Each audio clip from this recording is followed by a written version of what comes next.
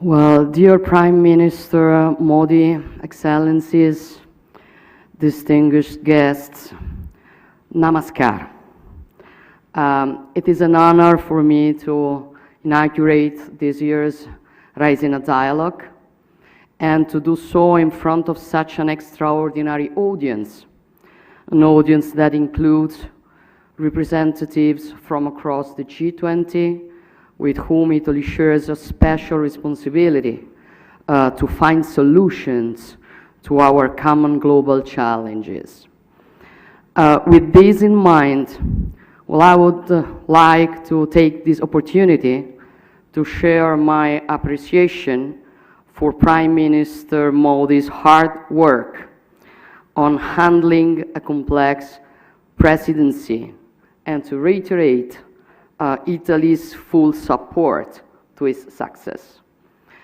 I am told that the name of this international conference comes from Raisina Hill here in Delhi, from which the government is granted a broader view of India's capital city.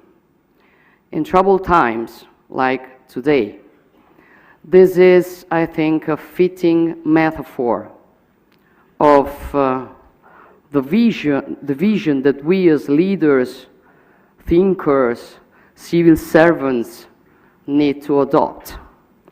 It reminds me of the Palatino, the Campidoglio, and the other hills on which our ancestors founded ancient Rome more than 2,000 years ago, from which an extensive network of roads connected different provinces, leading from the center of the Italian peninsula to very diverse cultures.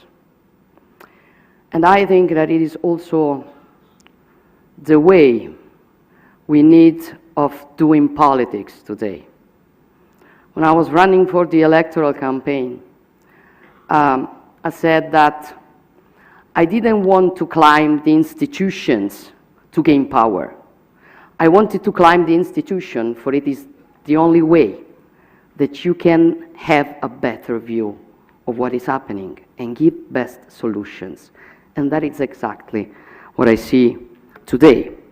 As we look at events around us, our identity shapes our field of vision, both as individuals and as nations.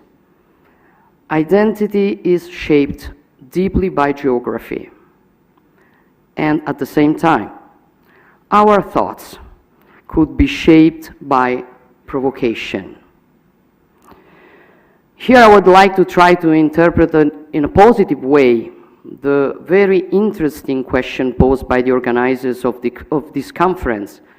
And I will start from the word provocation, which could certainly be considered as an affront to our sensitivities, but also as a spur to think in a different way.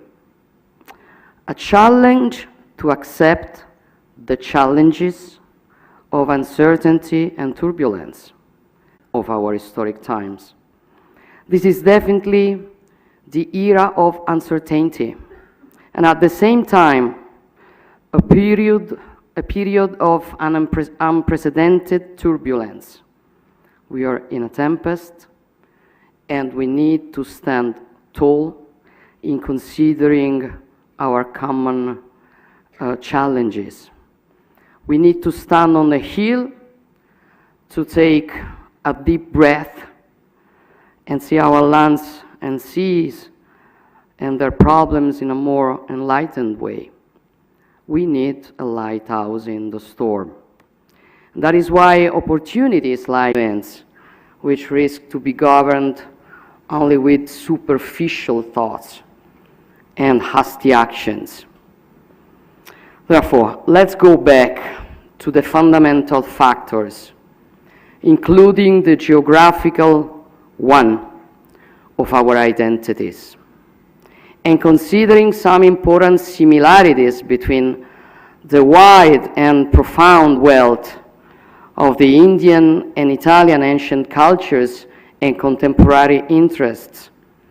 I wonder if one can speak of the concept of peninsularity, which could have a place next to those of insularity and continentality. Italy is deeply European. Our roots and history, they are European. And together with the nation across the continent, we've built Europe's identity through the centuries. Yet all of Italy's long coastlines are bathed in the Mediterranean, the natural environment where the Judaic, Christian, and classic roots of Europe have developed. Geography has shaped our culture, our outward projection, and our growth as civilization. And much like India, the peninsular factor has given us a crucial resource, being both a continental and a maritime nation.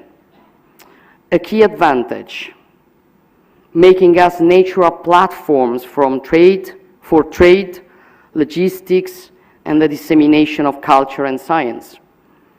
For centuries, our maritime flows have looked towards the south and to the rest of the Mediterranean, which remains our natural neighbor, and with whom we are continuing to build mutually beneficial relations. This is the spirit enshrined in our vision, also dubbed the Mattei Plan for the Mediterranean and for all the African continent, with its growing population, challenges, and opportunities. A vast region which has also the resources, starting with energy, which are so crucial for Europe, but which should, first of all, benefit the peoples who are the owners of these commodities. Our objectives are simple: ensuring prosperity, peace, and lasting friendship through collaboration on an equal footing. A collaboration aimed at providing tangible benefits for all, without predatory ambitions, without coercion, economic or otherwise. In those first few months of my tenure, I gave priority to developing equal partnership on common priorities such as energy, and Italy is working to be the bridge connecting the Eastern Mediterranean, Africa, and Europe. Producer countries should benefit from their resources for their own prosperity and stability. Green energy, hydrogen, and electricity will more and more be locally produced for their own citizens and for Europe. Much like the energy transition, the digital transition is also based on connectivity.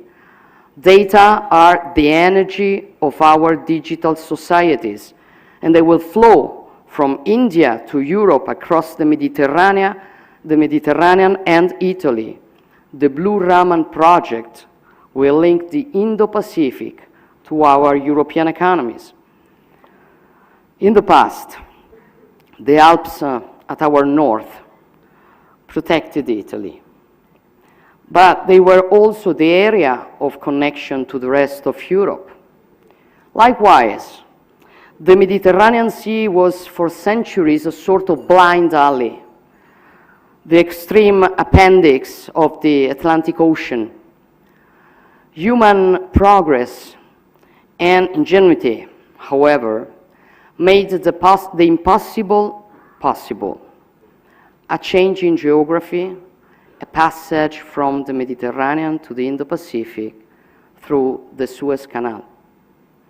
Today, the Mediterranean is really the sea in the middle, the basin which stands between the two major maritime spaces of the globe, the Atlantic and the Indo-Pacific.